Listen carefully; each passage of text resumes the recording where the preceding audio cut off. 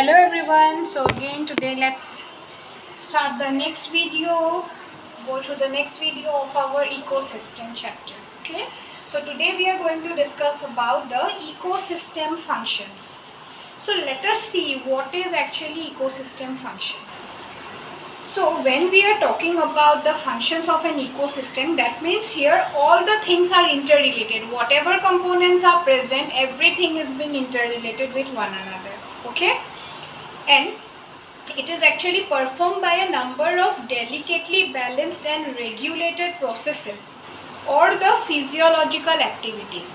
Okay, so all these include the ecosystem functions. Now basically there are four aspects, important aspects when we are talking about the ecosystem function. So these are productivity, decomposition, energy flow and nutrient cycling. Okay. Productivity means how much production is being done by the green plants. Decomposition, microorganisms decomposing the particular plants and animal remains. Energy flow, what amount of energy is being transferred through each trophic level, and the nutrient cycle.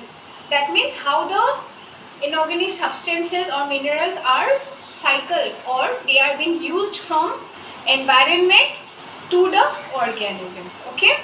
Now, when we are studying about the ecosystem functions, so basically we come across a good example, that is the pond ecosystem. The pond ecosystem, it is a small one but a self-sustained ecosystem which shows all the components and functions of ecosystem. That means whatever structure, whatever function we are studying about an ecosystem, everything is present in the pond ecosystem. Okay. So here it consists of biotic and abiotic factors.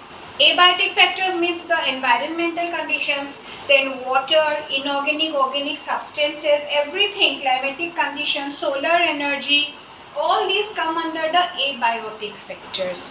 And the biotic factor means the producer, consumer and decomposer. Okay. So the green plants which are considered to be the producers of the ecosystem, they will produce the food. Consumers, the herbivores, the carnivores, according to their trophic level, they will consume their earlier trophic levels. Okay, then the decomposers, the microorganisms which will ultimately decompose the dead remains of plants and animals. So all these things, they together interact and forms the structure of the food. Now though it is a small one, but normally green plants are there, isn't it? So small zooplanktons are there which are the primary consumers. Then fishes are there which are secondary consumers.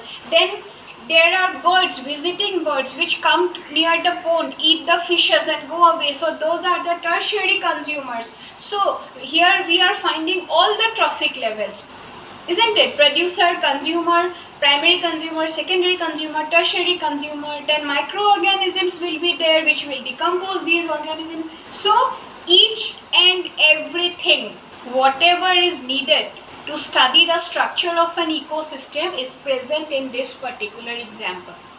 Okay.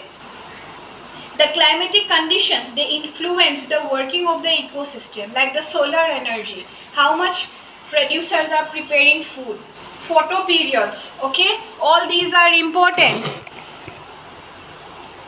Next, the thermo periods, that means what type of temperature is needed for that, what type of light is needed. All these things are there. Evaporation, precipitation, all are present in the structure of the ecosystem, pond ecosystem. Then when we are talking about the function, so definitely we know four main aspects are there, isn't it? So based on that, the producers, the green plants which are preparing the food by using the solar energy, they are preparing the organic matter. That means they are the primary productivity, they are responsible for primary productivity. Okay. Then the consumers which are dependent upon the organic matter, they build up the producers for their bodybuilding and activity, and hence they are responsible for secondary productivity. Then the remains and excretions of the organisms, they undergo decomposition, isn't it? By means of what we call is the microorganisms. Then Energy flow. Energy flow, here energy will flow in unidirectional part, okay? That means from one trophic level to the next trophic level. And some amount of energy loss takes place. So all these things, then the inorganic nutrients that are repeatedly cycled and recycled in the pond ecosystem. So all the four aspects, okay? The productivity, the decomposition, energy flow, nutrient cycle, everything is present in the pond ecosystem. So this provides the best example to study the structure and function of a ecosystem. Okay, now next let us study in details about what is actually productivity. So the very first aspect, productivity, it means the rate of synthesis of energy containing organic matter or biomass by any trophic level per unit time.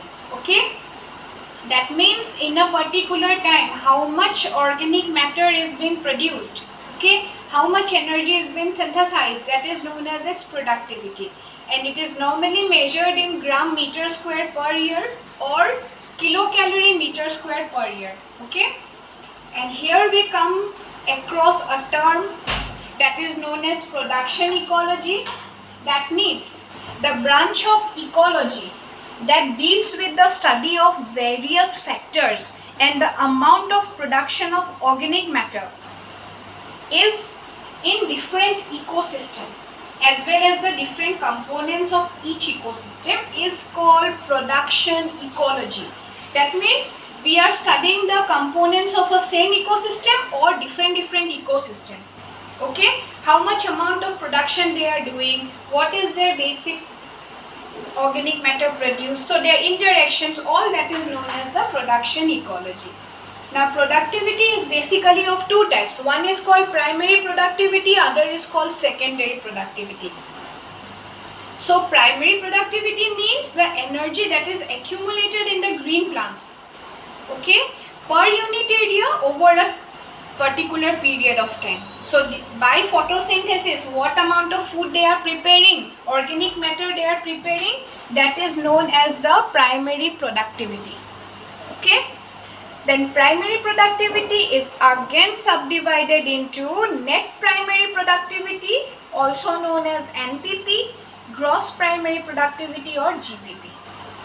Now gross primary productivity, it means the total organic matter that is synthesized by the producers in the process of photosynthesis, again per unit time and area.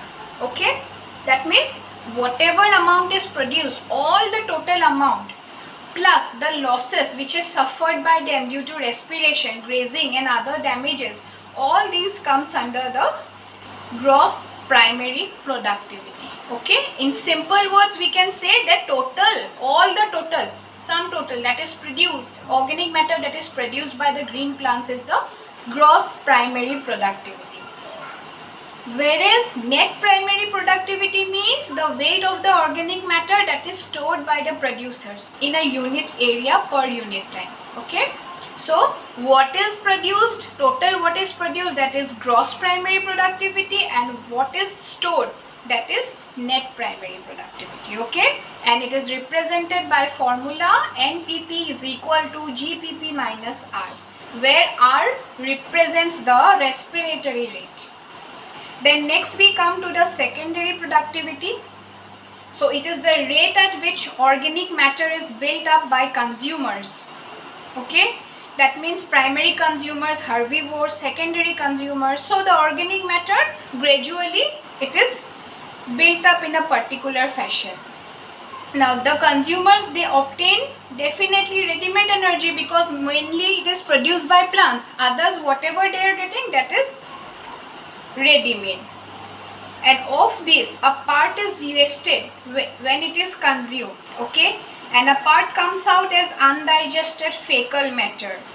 Some of them gets absorbed by the body, some consumed for obtaining energy in respiration, and rest what is left is used up for growth.